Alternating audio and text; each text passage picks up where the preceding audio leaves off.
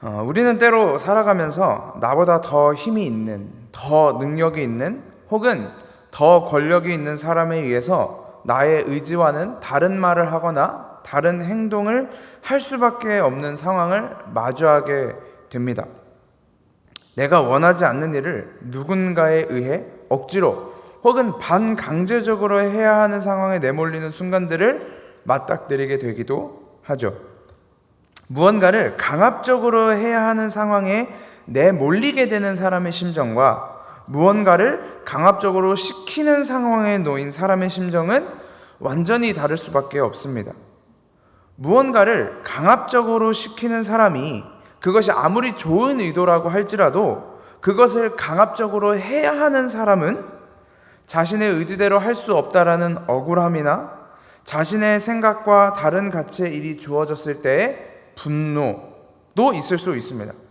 나는 왜 내가 하고 싶지도 않은 일을 억지로 반강제적으로 해야 하는가에 대한 무기력감이나 자괴감도 있을 수 있을 것입니다. 저는 어렸을 때 초등학교 2학년 때 이제 홍콩으로 갔는데 홍콩에 간 지 얼마 되지 않아 길을 잃어버렸던 적이 있습니다. 교회에서 이제 모임을 하고 저희 누나가 초등학교 4학년이었던 저희 누나가 먼저 집을 들어가겠다고 집으로 향했습니다. 그런데 한 5분인가 시간이 지나고 저희 어머니가 누나에게 열쇠를 쥐어주지 않았다라는 사실을 생각해내시죠. 그리고는 저에게 시켜서 누나를 다시 데리고 오라고 보내셨습니다. 교회에서 일직선으로 쭉 향하면 나오는 지하철역이었기 때문에 저는 아무런 염려도 없이 그저 그 지하철역을 향해서 출발했습니다. 어차피 일직선이기 때문에 가다 보면 누나를 만날 것이고 못 만나더라도 지하철역에서 누나가 나를 기다리고 있을 것이라는 그런 애매한 믿음과 생각이 있었던 것 같습니다. 그런데 제가 지하철역까지 도착했는데 누나를 만나지 못했습니다. 누나를 가는 길에서 만나지도 못했고 역에서도 만날 수 없었습니다. 그때 이제 저는 소위 멘붕이 온 것입니다. 어떻게 해야 하나? 개찰구를 지나서 집까지 가야 하나? 아니면 돌아가야 하나? 아니면 여기서 기다려야 하나? 온갖 고민을 하고 있었는데 제 안에 스쳐 지나가는 한 가지 생각이 있었습니다. 그것은 어떻게 교회로 돌아가야 되는지를 모른다는 사실입니다. 교회에서 일직선으로 지하철역까지 왔으니 그저 뒤돌아 일직선으로 걸어갔으면 교회가 나타났을 것임에도 불구하고 당시 초등학교 2학년이었던 제 머릿속에 돌아가는 길은 그려지지 않았던 것입니다. 그때 저는 그 자리에 멍하니 서 있었고 아마 울고 있었던 것 같습니다. 어떤 무시무시한 경찰복을 입은 한 아저씨가 제 손을 붙잡았습니다. 저는 그곳으로 이동하고 싶지 않았지만 그 아저씨는 제 손을 잡고 어딘가로 끌고 갔습니다. 그 끌고 간 곳은 바로 지하철 입구였죠. 저는 이 아저씨의 손을 어떻게든 뿌리쳐서 교회로 돌아가야 할지 개찰구를 지나 집으로 가야 할지를 계속 고민하며 이 손을 뿌리치기 위해서 발버둥 쳤습니다. 그런데 이 아저씨가 저를 절대 놓아주지 않았습니다. 저보다 훨씬 더 센 힘으로 저를 붙들고 놓아주지 않았죠. 제가 그 손에 매달려서 울고 불고 난리치고 있을 때 저 멀리서 어머니가 달려오시는 모습을 보았습니다. 어머니는 눈물이 범벅이 된 얼굴로 저를 끌어안으셨고 제 손을 잡고 있던 아저씨에게 연신 감사의 인사를 건네고는 저를 데리고 교회로 돌아오셨습니다. 길을 잃고 방황하고 있었던 저한테 그 강압적인 손이 결과적으로는 우리 어머니에게로, 저의 가족에게로 돌아가게 하는 구원의 손길이었던 것입니다. 요즘 세상은 어떤 강자가 어떤 약자에게 자신의 힘이나 권력, 능력, 지위를 가지고 막대하는 것, 자기 마음대로 하는 것을 갑질이라고 부르기도 합니다. 그리고 우리가 흔히 갑질하는 모습을 보았을 때 그 모습이 그리 좋아 보이지 않는 것은 사실입니다. 대부분은 불합리하고 부조리하며 불편합니다. 그런데 한편으로 돌이켜서 생각을 해보면 힘이 없고 연약하고 눈이 멀고 기가 막혀 있는 약자들에게는 때로 힘이 있고 능력이 있고 눈이 열려 있고 귀가 열려 있는 능력자의 인도는 우리에게 능력이 되기도 한다는 사실입니다. 아주 작은 세계 속에서 살아가고 있는 약자들에게 큰 세계를 살아가고 있는 강자들의 삶은 도움이 되기도 한다는 것이죠. 마치 제가 홍콩에 있었을 때, 홍콩에서 길을 잃었을 때 나보다 더 세고 더 강한 손이 더 약한 나를 붙들고 있었고, 그 강한 손에 의해 다시 부모님에게 돌아올 수 있었던 것처럼, 때로는 부당하다고 느끼지만, 부조리하다고 느끼지만, 억울하다고 느끼지만 그것이 나를 살리는 일이 될 때도 있다라는 것입니다. 혹시 궁금해하실까 싶어 열쇠를 가지지도 않고 집으로 길을 떠났던 저희 누나는 열쇠가 없다는 사실을 깨닫고 신호등을 건너 저희 부모님께 돌아왔다고 알려집니다. 저는 그 누나를 보지 못하고 그대로 지하철역으로 직진했던 것이죠. 그렇게 저희 네 가족은 행복하게 살고 있습니다. 오늘 본문은 아브라함의 조카 롯이라는 인물이 살고 있던 소돔과 고모라 땅을 배경으로 하고 있습니다. 그 소돔과 고모라가 이제 머지않아 멸망하게 되는데, 그 멸망하는 땅에서 구원받는 롯에 대한 이야기가 시작이 됩니다. 이 롯이라는 인물이 어떤 인물입니까? 이 인물에 대한 소개는 창세기 11장에 등장하는데 그저 아브라함의 조카 정도로만 등장합니다. 그가 어떤 인물이었는지, 어떤 삶을 살았는지, 그가 실제로 믿음은 있었는지 없었는지에 대한 이야기도 성경은 설명하고 있지 않습니다. 그런데 그는 자기 삼촌인 아브라함을 따라 가나안 땅으로 왔고 그 안에 정착해서 살고 있었습니다. 이 아브라함과 롯의 재물이 많아지니까 이 두 사람들의 종들이 아마 싸우기 시작했던 것 같습니다. 야, 저기 자리도 넓은데 저기 가서 먹여. 여기 풀이 더 좋아. 니네가 저기 가서 먹어. 라는 어떤 그런 다툼들이 있었던 것 같습니다. 이 다툼이 자꾸 잦아지자 아브라함이 먼저 롯에게 다가가 이제 우리 분가하자. 너희 종이 먹이고 싶은 데서 먹이고 내 종이 먹이고 싶은 데서 먹이겠다라고 하며 분가를 제안합니다. 그러면서 너 오른쪽으로 갈래? 왼쪽으로 갈래? 물어보죠. 그래서 롯이 땅을 이렇게 쑥 둘러보니 소돔과 고모라 땅이 보입니다. 그 땅이 얼마나 좋았냐면 성경이 뭐라고 얘기하냐면 그 땅은 하나님의 동산 같았다, 애굽 땅 같았다라고 이야기합니다. 마치 하나님이 준비하신 것 같은 땅. 그 땅이라면 하나님이 보호하시고 하나님이 지키시며 우리에게 풍요를 줄 것처럼 보이는 그 땅이 바로 소돔과 고모라 땅이었던 것입니다. 롯은 곧장 그 땅을 선택해서 소돔과 고모라 땅으로 향해 갑니다. 그리고는 롯의 이야기가 사라져버리죠. 그러다가 오늘 창세기 19장에 롯의 이야기가 전면에 등장하게 됩니다. 오늘 우리가 읽은 본문 창세기 19장 12절 앞의 내용은 그렇습니다. 하나님이 보시기에 이 소돔과 고모라 땅의 죄악이 너무나도 가득 차니까 이제 내가 쓸어버려야 되겠다. 얘네들이 도무지 눈 뜨고 봐줄 수가 없다 라고 해서 심판하기 위해서 아브라함을 찾아오셨다가, 왜냐면 아브라함에게 알려주시려고, 나 저기 멸망시킬 거다, 나 저기 이제 쓸어버릴 거야 라는 이야기를 전하시려고. 근데 그때 아브라함이 하나님과 어떤 이야기를 나눕니까? 하나님, 50명의 의인이 있으면 그 50명의 의인이 있는데도 멸망시키실 것입니까?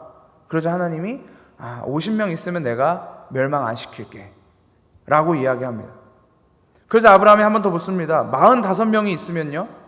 45명 있으면 내가 안 멸망시킬게. 그러다 40명, 30명, 20명, 10명까지 줄어들었습니다. 그러자 하나님이 의인 10명이 있으면 멸망시키지 않겠다라고 약속하십니다. 그런데도 불구하고 소돔과 고모라는 멸망으로 들어갈 수밖에 없는 상황이 된 것입니다. 그 이야기가 오늘 창세기 19장에 펼쳐지고 있는 것이죠. 여러분들도 아마 여러 설교를 통해서 들으셨겠지만 이 성문 앞에 앉아 있었다라는 것은 그 도시에서 적지 않은 권력을 가지고 있었다라는 것을 의미합니다. 그런데 오늘 19장 1절을 보면 롯이 소돔 성문에 앉아 있었다라고 이야기합니다. 나름 그 지역에서 꽤나 돈을 벌었든지, 아니면 사람들에게 인정을 받았든지, 아니면 어떤 영향력을 끼칠 수 있었다라는 의미일 것입니다. 롯은 이 소돔 땅에 찾아온 두 천사를 보고 그들을 영접하고 그들에게 집을 제공하고 식사를 베풉니다. 그들이 그 집안에서 어떤 교제를 나눴는지는 모르지만 아마 소돔과 고모라 땅에 대한 멸망의 이야기가 시작되기 전이지 않았을까 싶습니다. 그 이야기가 오늘 읽은 본문에서 등장하죠. 멸망에 대한 이야기는.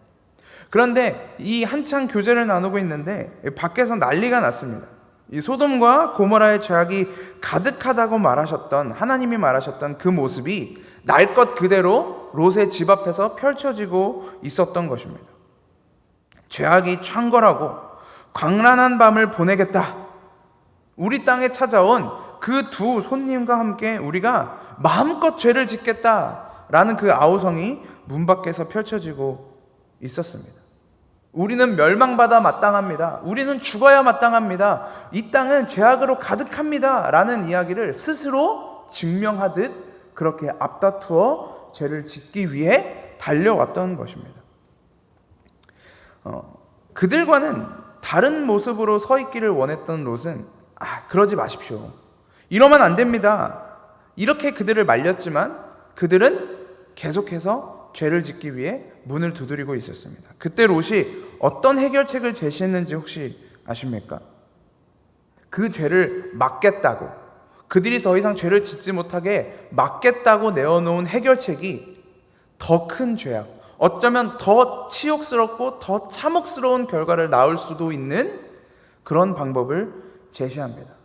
그 방법이 무엇이었습니까? 바로 남자를 가까이 하지 않은 두 딸이 나에게 있으니 그들을 가지고 하고 싶은 대로 하십시오. 대신 이 손님들은 건들지 마십시오. 라는 끔찍한, 자식의 입장에서는 정말 끔찍한 제안을 그들에게 한 것입니다. 그 누가 롯의 제안을 기분 좋게 들을 수 있겠습니까? 그 누가 롯의 해결책을 들으며 그가 믿음의 사람이었구나, 그가 정말 하나님의 사람이었구나 라고 이야기할 수 있는 사람이 어디 있겠습니까? 롯의 문 바깥에 있었던 사람들도, 그리고 롯의 문 안에 있었던 롯 자신도 죄와 사망의 그늘 안에 앉아 있었던 것입니다. 다 참혹하고 참담한 내용뿐이었습니다. 그런 멸망의 땅, 소돔과 고모라, 죽음과 사망의 땅에 살고 있던, 절망적인 죄악과 문화 속에서 살고 있던 롯에게는 구원의 소식이 전해집니다.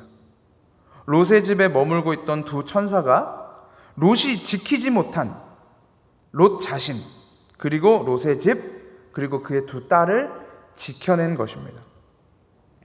눈을 어둡게 하여 문 밖에 있던 백성들의 눈을 어둡게 해서 그들을 집 안으로 들여보내고, 롯과 두 딸을 집 안으로 들여보내고 그들이 집 문을 찾지 못하도록, 그래서 자신들을 발견하지 못하도록 눈을 어둡게 만들어 버립니다. 그리고는 롯에게 이렇게 이야기합니다. 소돔과 고모라는 곧 멸망한다.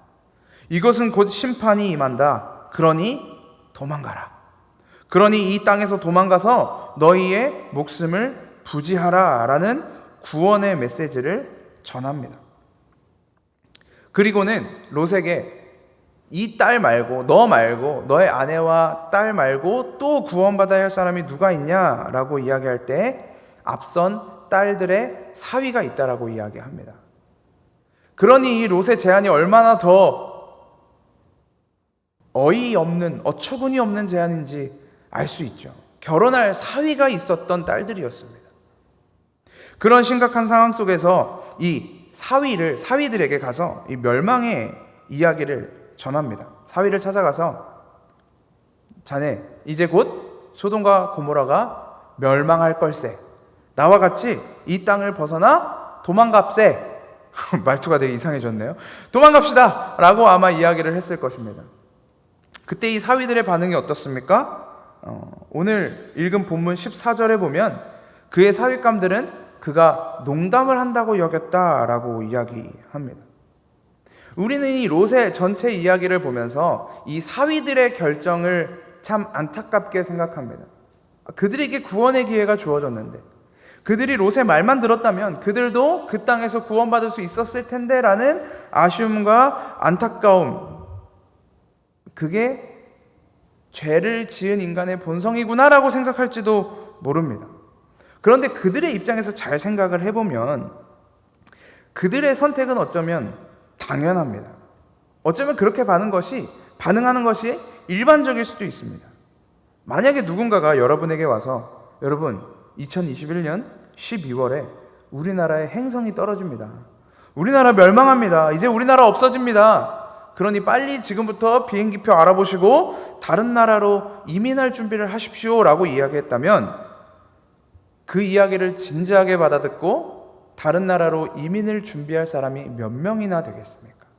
몇 명이나 되겠습니까? 아마 많아도 10명. 아무리 많이 잡아도 10명입니다. 대부분의 사람들은 조소를 품고 어이없어 하며 너나 잘 가라 라고 이야기했을 것입니다. 그런데 후에 만약에 실제로 2021년 12월에 행성이 우리나라에 떨어져서 우리나라가 멸망했다면, 그리고 그 이야기를 전했던 그 사람들만 목숨을 부지했다면 후대들은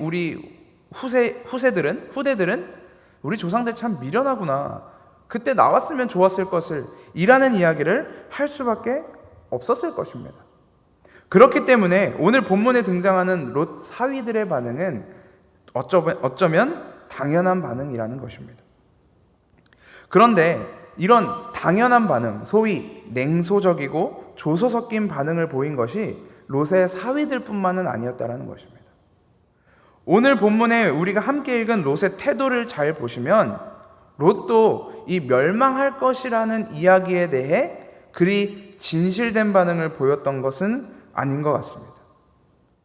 천사들에게 소돔과 고모라의 멸망에 대해 들었던 롯 자신이 어떻게 반응하는지 한번 보시면 15절에 동틀 무렵에 천사들이 롯을 재촉하여 말하였다라고 이야기합니다.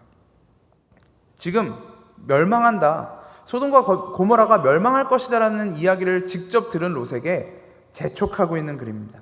야, 빨리 나와. 이러고 있을 시간이 없어. 이젠 나가야 돼 라면서 계속 재촉하는 것입니다.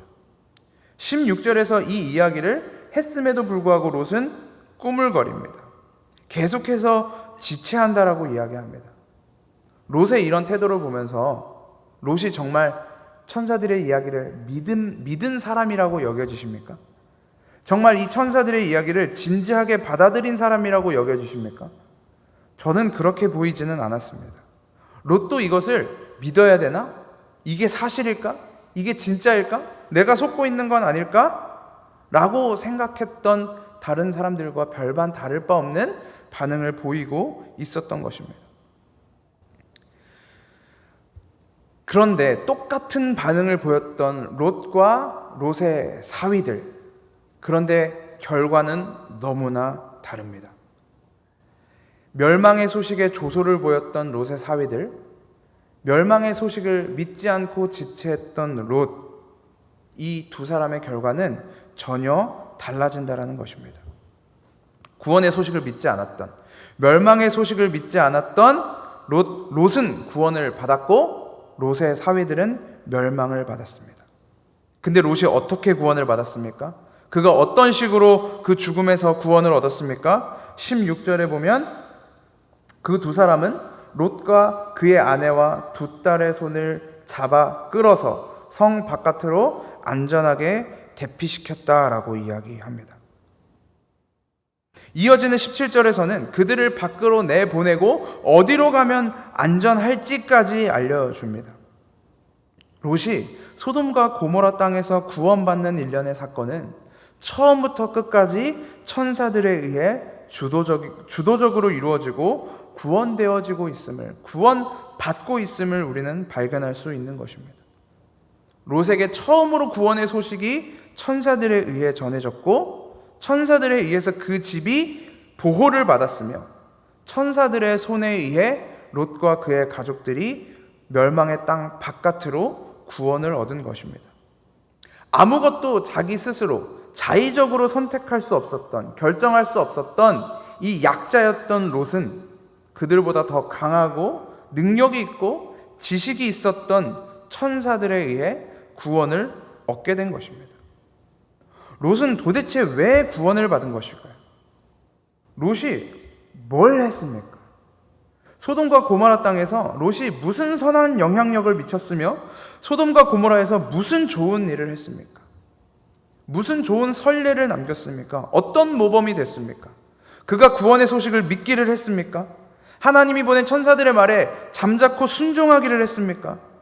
그가 하나님의 말씀을 기뻐하기를 했습니까? 롯이 등장하고 오늘 구원받는 이 본문의 순간까지 롯에 대해 그 어떠한 긍정적인 것도 발견할 수 없습니다. 그러나 그는 구원을 받았다라는 것입니다. 롯이 구원받은 이야기를 성경은 놀랍게도 이렇게 이야기합니다. 창세기 19장 29절을 제가 읽어드리겠습니다. 하나님은 들에 있는 성들을 멸하실 때에 아브라함을 기억하셨다. 그래서 하나님은 롯이 살던 그 성들을 재앙으로 뒤덮으실 때에 롯을 그 재앙에서 건져주신 것이다. 롯의 구원은 아브라함에 의한 구원이었습니다. 사망과 죄악이 창궐했던 그 땅에서, 소돔과 고모라 땅에서 롯이 구원을 받은 것은 롯 자신의 의로움이나 롯 자신이 행한 선함이나 롯 자신의 믿음 때문이 아니라 다른 누군가를 통하여, 아브라함을 통하여 하나님의 구원이 그 가운데 떨어진 것입니다. 성경은 지금 롯의 구원이 어떻게 이루어졌는지, 누구의 믿음을 통하여 이루어졌는지를 분명하게 밝혀내고 있습니다. 롯의 구원은 아브라함 때문이었습니다. 아브라함을 기억하셔서 롯을 구원하셨습니다. 후에 성경이 이 롯을 어떻게 평가하고 있는지 아십니까? 베드로후서 2장 7절에 보면 롯을 의인이라고 표현하고 있습니다. 의인 롯. 롯의 이야기가 우리에게 무엇을 이야기하고 있을까요? 롯은 도대체 뭘 했길래 의인이라는 평가를 받은 것입니까? 롯의 이야기는 오늘 우리에게 어떤 메시지를 전달하고 싶어서 이 자리에 위치하고 있는 것일까요? 롯은 롯의 이야기로 끝이고 우리는 우리의 이야기로 다시 진행되는 것일까요? 성경은 여러 군데에서, 아니 성경 전체는 끊임없이 인간의 본질과 현실에 대해서, 우리가 도무지 답이 없는 죄인이라는 것을 계속해서 밝혀내고 있습니다. 너희의 본성은 죄악이며 너희의 본성은 사망이고 너희의 본성은 가망이 없는 존재다라는 것을 성경은 계속해서 밝혀내고 있습니다. 마치 오늘 본문에 등장하는 롯처럼. 바울이 로마서에서 말하는 것처럼 의인은 없나니 하나도 없으며 본질상 진노의 자녀였고 그렇기 때문에 하나님의 심판대 앞에서 판결만을 기다리고 있었던 죄인이었습니다. 인간 안에 선한 것이 하나도 없습니다. 믿음 없음, 그리고 여전히 세상의 좋은 것들을 보고 지체함, 세상의 풍요와 아름다움을 보면서 나의 마음을 빼앗기고 흔들리고 심지어 하나님보다 그것을 선택하려고 하는 나의 모습, 그것을 의지하려는 나의 태도, 내 앞에 주어진 문제들에 나의 마음과 생각을 완전히 침식당하여 세상의 지혜대로 해결하려고 하는 나의 노력과 시도들까지, 우리의 모습들을 깊이 들여다보면 롯의 모습은 우리의 모습이라는 것을 발견할 수 있습니다. 우리는 롯의 태도를 보면서 그를 향하여 손가락질을 할 것이 아니라 내 안의 롯을 향하여 손가락질하고 비판해야 하는 것입니다. 그런 롯이 구원받았던 것처럼 우리는 그렇게 구원을 바라보아야 하는 것입니다.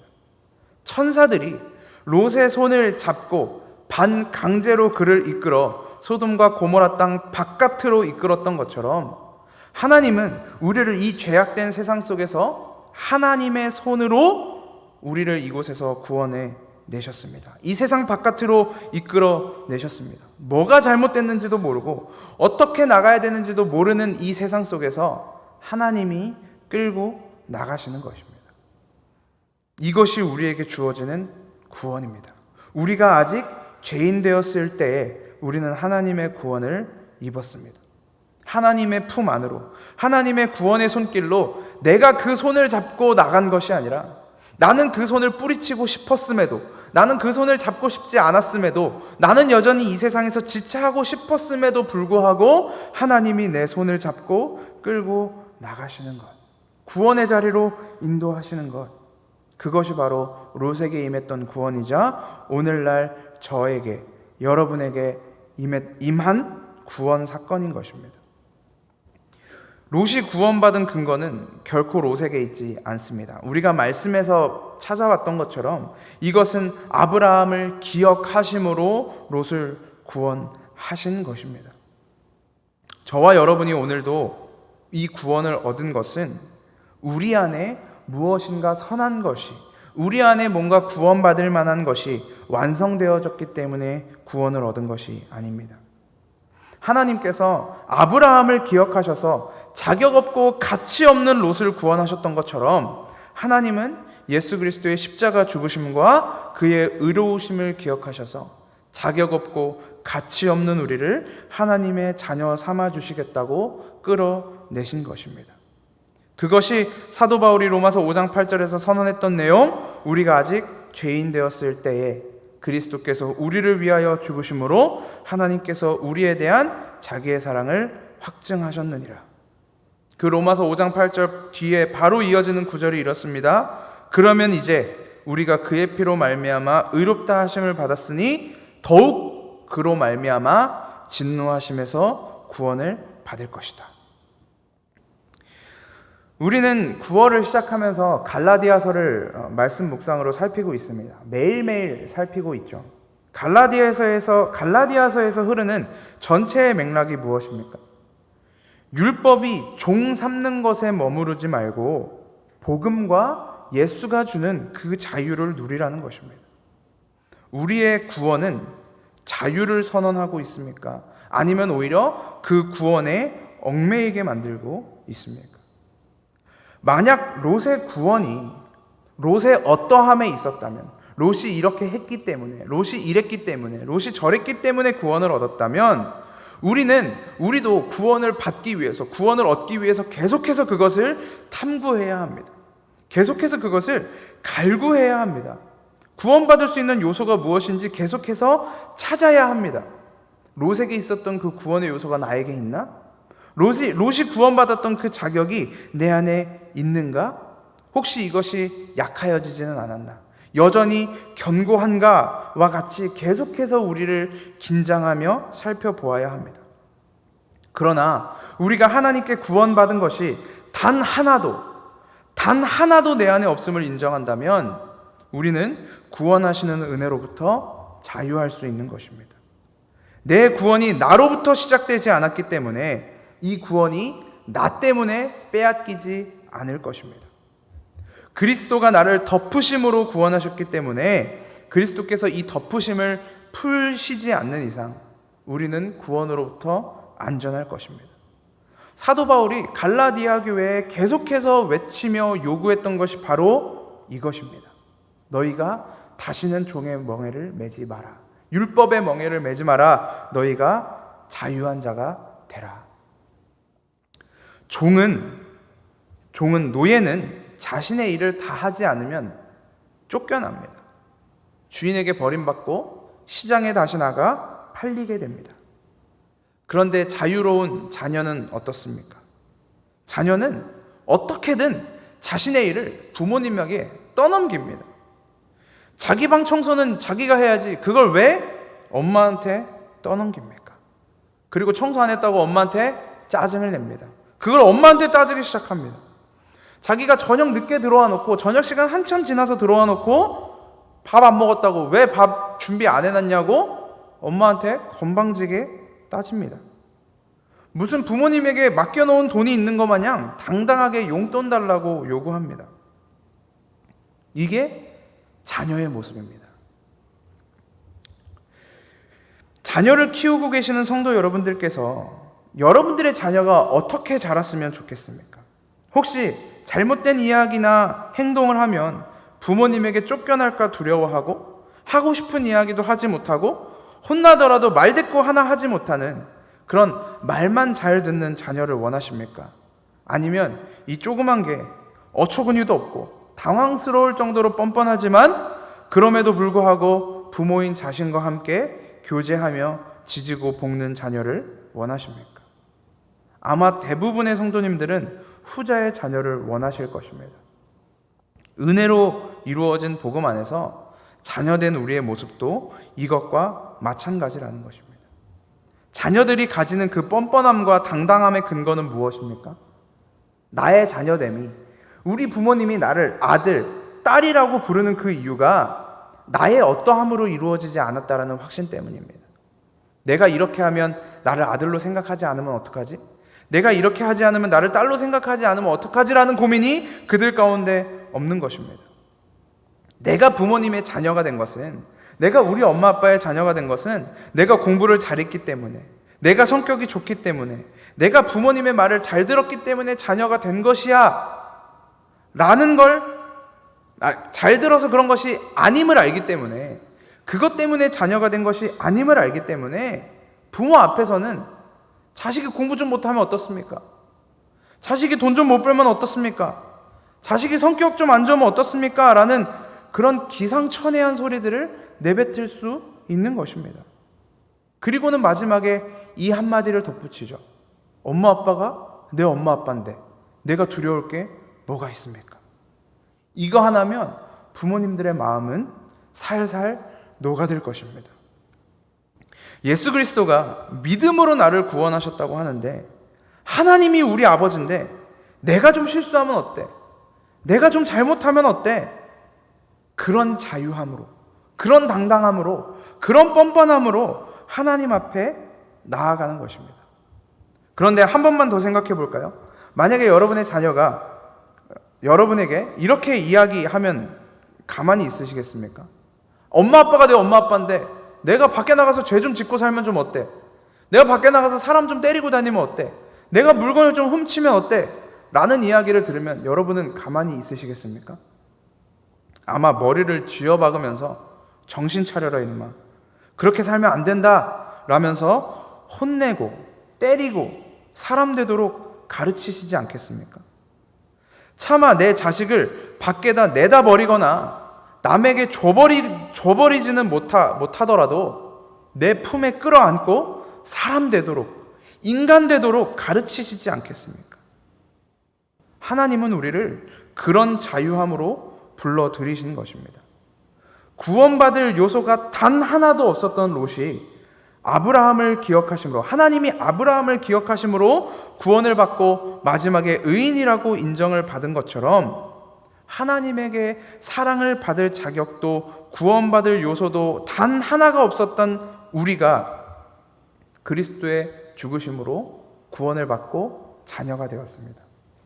그렇다면 하나님은 자녀된 우리가 혹여 자녀답지 않은 모습으로 산다고 할지라도 그 자유함을 우리의 소유와 우리의 욕망과 우리의 욕구에 따라 마음대로 사용하려고 할지라도 우리가 자녀를 양육하듯 하나님이 우리를 양육하여 자녀 만들어 가실 것입니다.